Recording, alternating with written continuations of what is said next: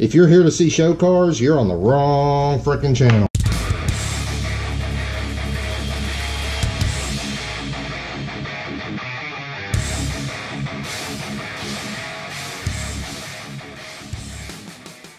Back in the garage, hoping everybody can see me okay.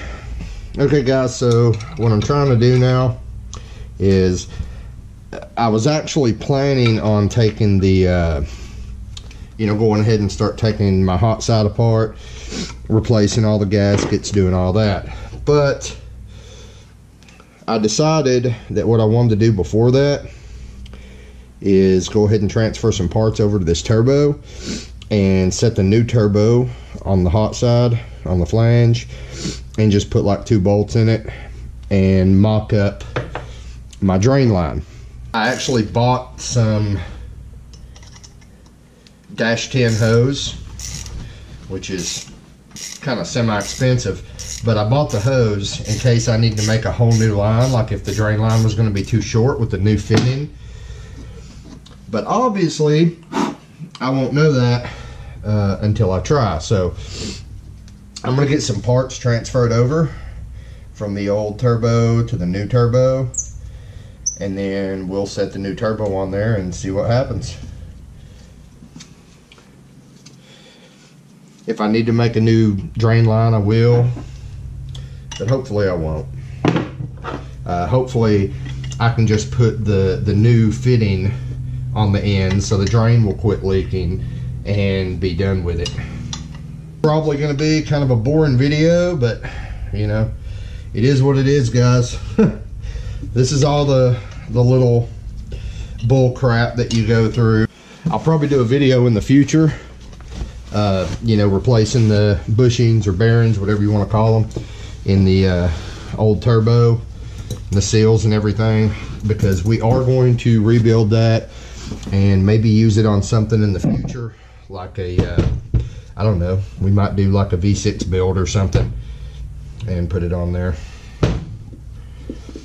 Now I do have a flange kit for this, where you just bolt the flange on, but I prefer to just thread a fitting in if possible, and it should be possible here. So the way I look at it is, using those flanges, it's just another leak point, another failure point.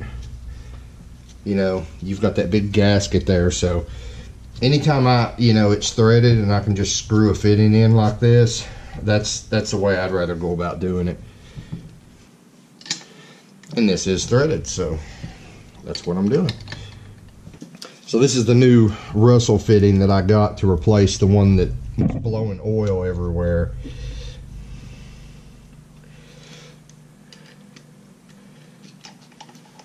Well, I don't know. Tell you what, we're gonna go ahead and bolt this flange on and see what happens, because like I said, I've already set the turbo on the T4 flange, and I'm pretty sure I've got my compressor housing clocked where I need it already. So we're gonna go ahead and bolt this guy on. If we have to, we'll do like Mr. Happel, and we'll just take this one bolt out and leave it out. But I'm hoping we don't have to do that. Now you remember when we put our first flange on originally, I had actually taken and I traced the gasket out on the bottom side of the flange there, and then I ground this out to make a smooth transition, to make the oil flow easier. But I'm looking at it like this, guys. This is the flange that was supplied with this VS Racing turbo. So if if Varen thinks that's good enough, then we'll just see, right? If we have drainage issues, then I can come back on here and be like, yeah, this flange that come with the turbo, you need to port that out because it's garbage. but I'm sure everything will be all right. As far as I know so far, the only issues we've had as far as turbo drain leakage has been because of a eBay fitting, you know, an eBay-10 fitting. So I'm hoping we'll be good here, since I've, you know, spent $25 freaking on a brand name Russell fitting. That's about a half a Ugga Dugga. It's aluminum, it shouldn't take much. And we'll go to 3/4 of a Ugga Dugga just to be safe. Alright, hopefully we're good there. Let's see if this will screw on past this bolt.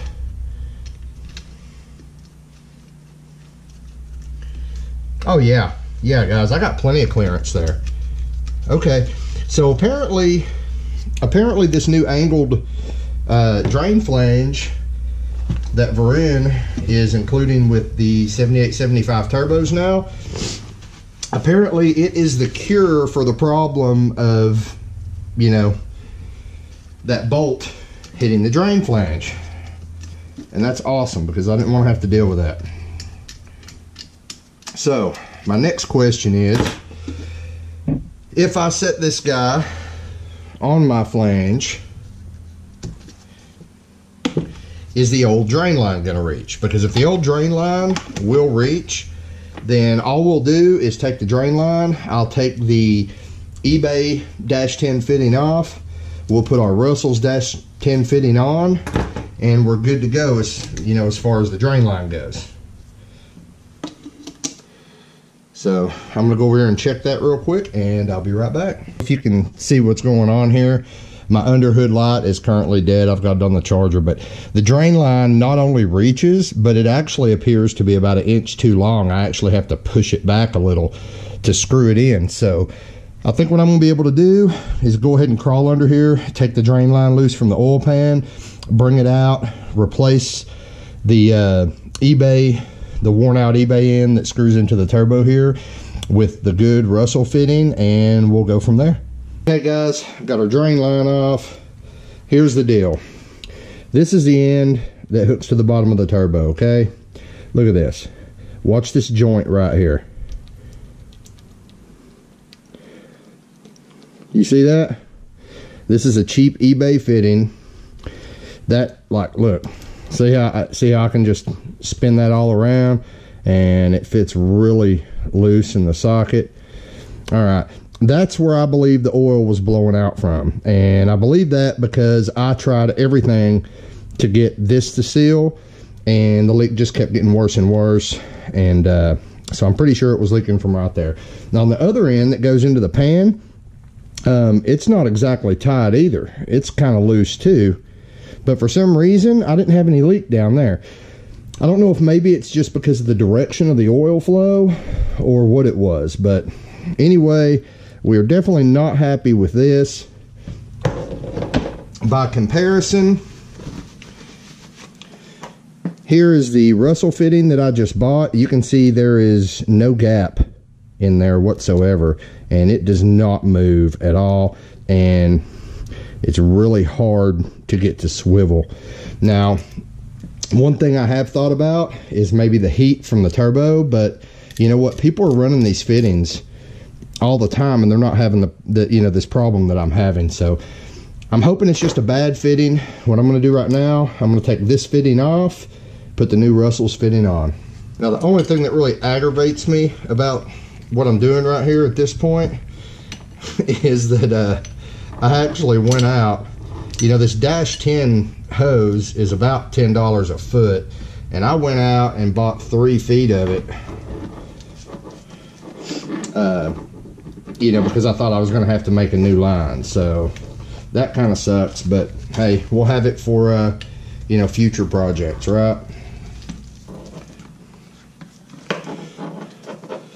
A lot of people will tell you put this in a vise. Now I actually have a vise, I just don't have it mounted anywhere. I'm kind of limited in space in this garage, so this is the way I have to do things. I mean, I could do it in the floor, but then it's a pain to set the camera up. So yes, I'm actually suffering here so that you guys can watch me do this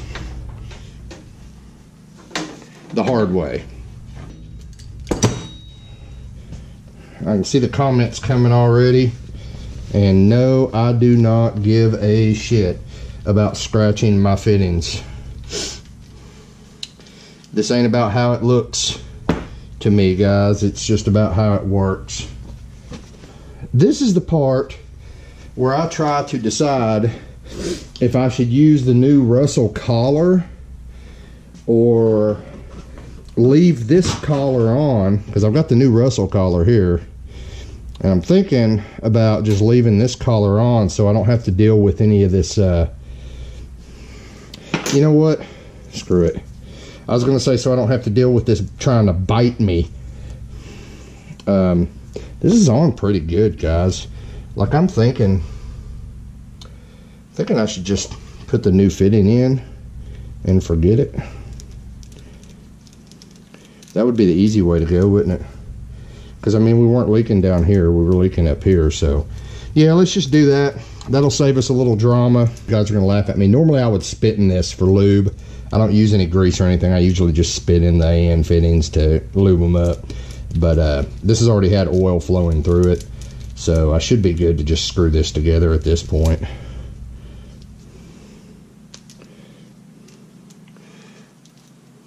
See what happens here.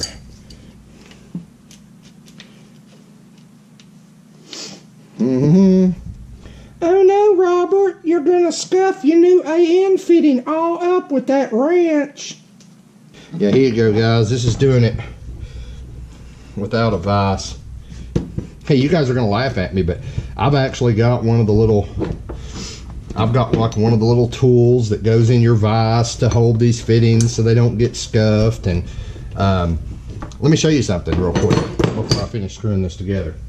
This is the little tool that you put in your vise.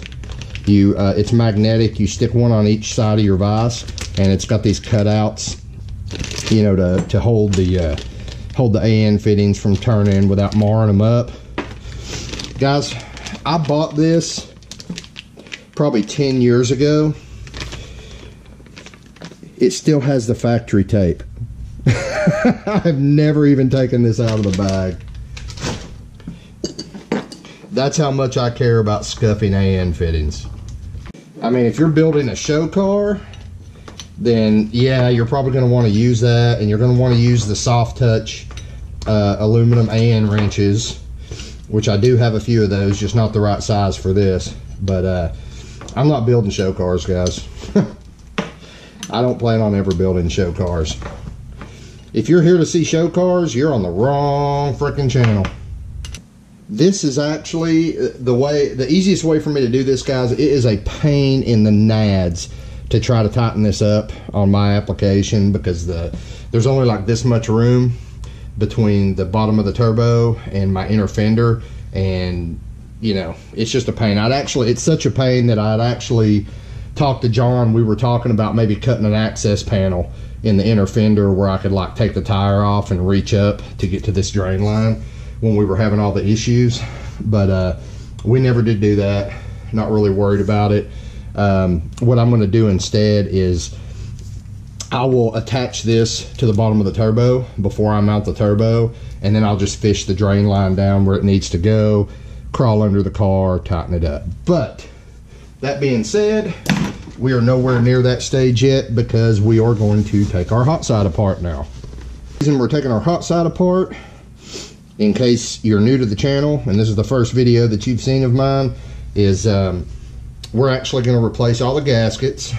When I first put this together, I used some gaskets that, you know, I had several of you guys tell me, hey, you don't want to use those, and I used them anyway. I didn't use them because I was ignoring you guys. I used them because it's what I had. And, you know, like I always say, we're on a budget over here, so I'm going to use what I have. You know, even though I know a lot of you guys have tried it already, you know it's bad, but sometimes you got to learn for yourself, right? So I use what I have. If it ends up not working out, then I just take it back apart and use what you guys tell me. The flip side of that is, if I've actually got the money to use what you guys tell me from the start, then I will. As long as, you know, you're a credible source. But as far as I know, I only have a couple leaks. You can see right here, this was my flange gasket, and you know, you can see pretty clearly I was not leaking from the flange gasket at all. I mean, if I was leaking, you know, I'd have carbon going out, something like that. So good news is my flange is nice and smooth. It doesn't leak. I'm not reusing this gasket. We've got the new one that came with the new turbo. I'm just using this gasket to keep all my bolts and nuts and stuff together. But the only leaks that I know of that we had on the hot side, guys, is I've got a couple leaks where the manifolds bolt to the head.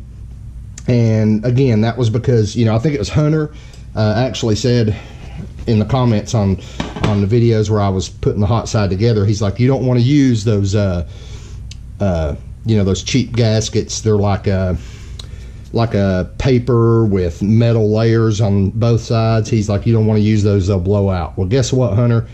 You were right, buddy. They blew out.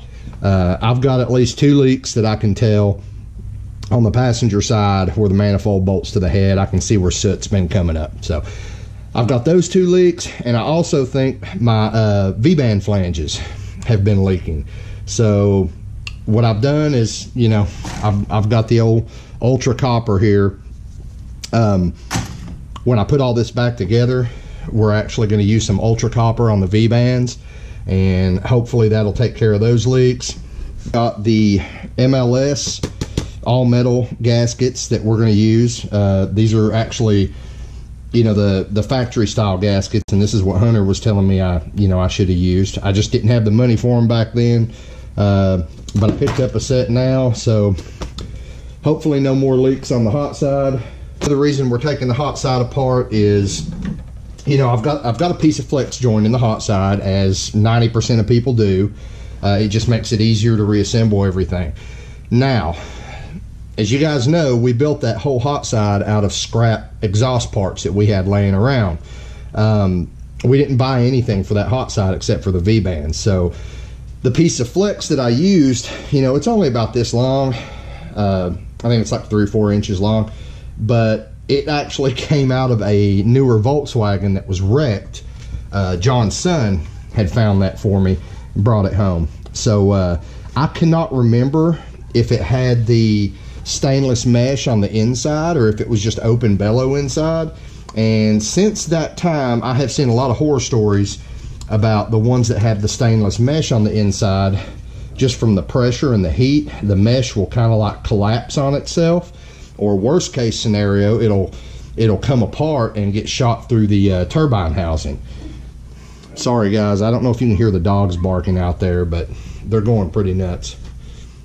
But anyway, that's another reason I want to take the hot side apart. 1 is to fix the leaks. 2 is we're gonna take it probably to one of John's buddies' house. He's got one of the, you know, the little scope cameras that we can look down in there and see what's going on. Honestly, with the little turbo we have, this thing has already been exposed to a ton of back pressure and heat on the hot side. So if that thing hasn't come apart by now, it's probably not going to. So if I look in there with the camera and either it's just a bellow or it is the mesh wire, but it hasn't started to collapse or anything, I'm probably not going to worry about it right now. But if I look in there, it is the mesh wire and it looks like it's starting to collapse on itself or anything, then what we're going to do, we're going to cut the crossover pipe again, and we're going to go in there and probably cut all that mesh out and pull it out, and then weld it back, weld the crossover pipe back together, rewrap it, put it back on. Something else I want to address is the hardware that I used originally to mount the turbocharger to the T4 flange. Sorry, got something in my throat, guys, but you can see these have only been on the vehicle for, you know, what, guys, 4 or 5 months, and they're rusting up, corroding pretty bad. They're just regular steel bolts. What I'm going to do is, while we've got this apart, I'm going to upgrade these C2 stainless steel. So that's my recommendation. You know, if you're building a system, you know, I recommend using stainless hardware wherever you can, guys. It's just exposed to a lot of heat, things like that. So here's your bad luck garage tip of the day here, guys. I am about to be 41 years old soon, so I tend to forget a lot of stuff. So what I did is, you know, a couple years ago, I went out, bought me one of these nice dry erase boards. That way I can kind of write things down as I think of them, so I don't forget to do little stuff. So I'm just kind of making a list of what I need to do before we put everything back together and after I put everything back together. So number one is we need stainless flange bolts. Inspect flex. This is just so I don't forget. And this isn't just for us old guys, okay? A lot of the times when you're doing a project like this, you end up getting excited. You overlook small things. You forget to do stuff. So, you know, I see this board. You know, the door coming out to the garage from my house is actually right across the room. So when I step out into the garage, this board is right in my face, you know, so it kind of helps me remember what I'm doing, what I need to do that day, you know, blah, blah, blah. Okay, stainless flange bolts, inspect flex, John Flex, what are you doing, Robert? John Flex and V-bands. So what that's all about is I need to go to John's house and get him tomorrow to weld up. We're changing the exhaust setup a little bit. It hangs too low. It's also kind of beating against the frame, and the reason it's doing that is because I don't have a flex pipe in the you know, in the exhaust system. So what we're going to do, well, I'll kind of go over that probably in the next video, but we're going to make like a little quick change exhaust for when I go to the drag strip. Alright, now this is when I start putting everything back together. Number one is don't forget RTV. I have to tell myself that all the time, guys, because what will happen is I'll get in a hurry, I'll throw the stuff halfway together, and I'll be like, crap, I didn't put any RTV on it. And I got to tear it all back apart just to put the RTV on it. Number two is attach the drain to the turbo. So I'll just put attach drain first. Like I went over earlier, I don't have to, but it's a lot easier if I attach the drain line to the turbo, then fish it down, then hook it up at the front of the oil pan. Number three is build our boost leak tester finally. We're going to do a little video showing you guys how to build a cheap boost leak tester, you know, to fit whatever turbo you have. And then, of course, number four is test for leaks. I put that as number four because I want to do that before we even fire this thing again. So we're going to test for leaks, and then if this goes bad, then depending on where it goes bad, but I've got a feeling my check valve is leaking in the PCV system. And I know one of you guys has already recommended a part number to replace that. I have not gotten that yet. But for the time being, I'll probably unhook the hoses if the PCV is leaking air, you know, past that valve back into the valve cover. So we're going to test for leaks. If PCV is bad, you know, if my little setup went bad, that check valve, then we're going to redo PCV. All right. I think that's pretty much all the little stuff that I tend to forget. Yeah, anyway. So I'm going to start busting this hot side apart. Okay, guys, so I was going to go ahead and take the camera over there while I'm taking the hot side apart. Issue I have is, I think I mentioned a few minutes ago, my light, my underhood light. It's completely dead, so you guys probably aren't going to be able to see what I'm doing anyway. Now, I do want to let you know I have actually bought some new light fixtures. with LED bulbs in them. I do plan on hanging those up in here, so you know that should brighten it up in here. Like right now, I've got like 2 extra lights on just so this camera's not like super dark right now. But I am planning on upgrading the lighting here very soon, so hopefully this won't be an issue in the future. But I think for now what I'm going to do is I'm going to go ahead and end this video here. So if you guys haven't subscribed, if you like what you see, be sure to subscribe. For all my old subscribers, thank you very much. Love you guys. You keep me motivated. I'm going to get this hot side tore apart, and I will see you guys next time here on Bad Luck Garage.